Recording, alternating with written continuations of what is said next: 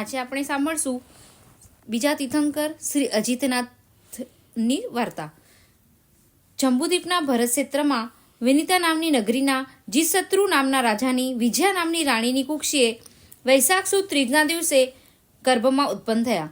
તે વખતે રાણીને 14 સ્વપ્ન જોવામાં આવ્યા. જેવા સ્વપ્ન શ્રી મરુદેવી માતાએ જોયા હતા એવા 14 સ્વપ્ન તેમણે પણ જોયા. એક વખત રાજા અને સગર્ભા રાણી સોગઠાબાજી રમતા હતા. તે વખતે એક પણ બાજી રાજા જીતી શક્યા નહીં. દરેક વખતે રાજાની હાર થઈ અને રાણીની જીત થઈ. આ ઉપરથી રાજાએ નક્કી કર્યું કે આ રાણી રમતમાં જે જીતે છે તે તેની આવડતનો પ્રભાવ નથી, પણ તેના ઉદરમાં રહેલા ગર્ભનો પ્રભાવ છે. સમય વીતતા 9 મહિના અને 8.5 દિવસ વ્યતીત થતાં મહાસુદ આઠમની રાત્રિએ વિજયા રાણીએ હાથીના ચિહ્નવાળા પુત્રને જન્મ આપ્યો. દેવદેવીઓએ અને પછીથી રાજા અને મનુષ્યોએ જન્મ મહોત્સવ કર્યો. 12મે દિવસે કુમારનું અજીત કુમાર એવું ગુણ નિષ્પન્ન નામ પાડ્યું. યોગ્ય ઉંમરે પહોંચતા માતા પિતાએ પુત્રને અભ્યાસ કરવા માટે અધ્યાપકની પાસે મૂક્યો. અજીત કુમાર જન્મથી જ 3 જ્ઞાન સહિત હોવા છતાં વ્યવહાર સાચવવા માતા પિતાના મનોરંજન અર્થે અભ્યાસ કરવા બેઠા. પણ ઇન્દ્રએ આવીને જણાવ્યું કે અજીત કુમાર અધ્યાપકને ભણાવે તેવા છે.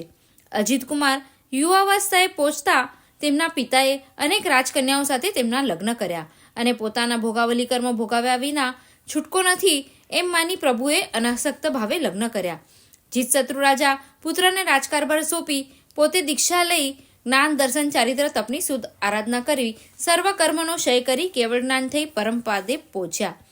53 લાખ પૂર્વ સુધી અજીતનાથ પ્રભુએ રાજ્ય ભોગવી પોતાના ભોગવાલી કર્મનો મોટા ભાગ ક્ષય થયેલો જાણી પોતાના કાકા સુમિત્ર વિજયના પુત્ર સગર નામે ચક્રવર્તીને રાજ્યગાદી આપી વરસ દિવસ સુધી દાન દઈ ઇન્દ્ર અને દેવોએ કરેલા મહોત્સવપૂર્વક ચારિત્ર અંગીકાર કર્યું.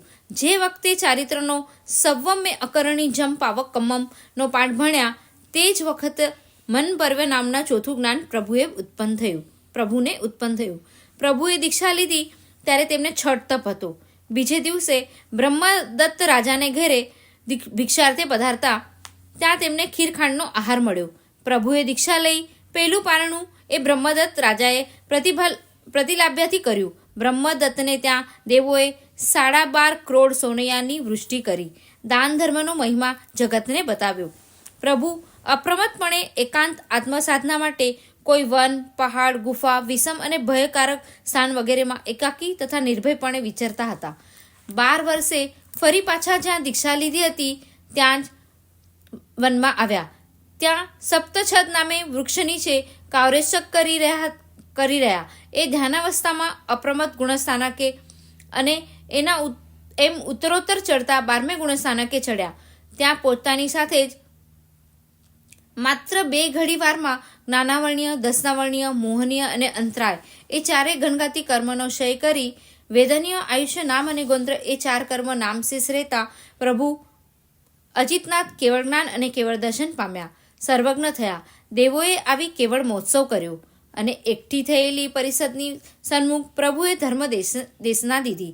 ભગવાન અજીતનાથ એકાંત જન્મ કલ્યાણ અર્થે દેશ દેશાંતર વિહરતા અનેક ભવ્યાત્માઓને બોધતા હતા. તેમના શાસનમાં 95 ગણધરો, 1 લાખ મુનિઓ, 3,30,000 સાધ્વીઓ, 2,98,000 શ્રાવિકાઓ અને 5,45,000 શ્રાવિકાઓનો સંઘ હતો.